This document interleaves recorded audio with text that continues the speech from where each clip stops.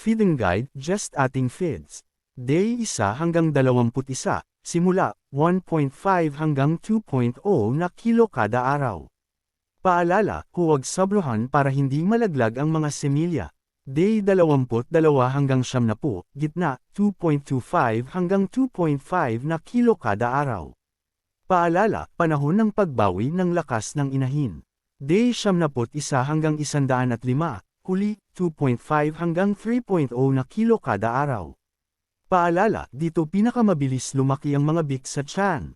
Pagbabawas ng pakain bago manganak, day 106 hanggang 114.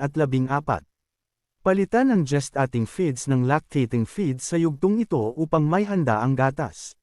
Day 106 hanggang 110, 2.0 na kilo kada araw. Day 111 is to 1 kilogram kada araw.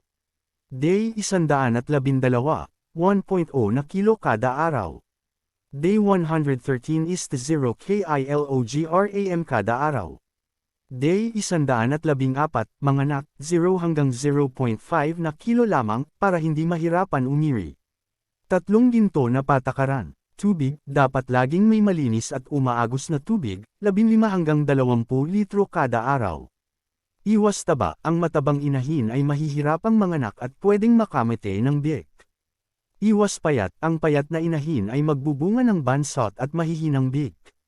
Kung gusto mo, maaari mong piliin ang isa sa mga sumusunod na impormasyon para sa susunod nating talakayan. Alamin ang mga bitamina at gamot na ligtas ibigay sa buntis na baboy. Alamin ang mga senyales na malapit na siyang manganak. Alamin ang tamang pag-aalaga sa mga bagong silang na biik.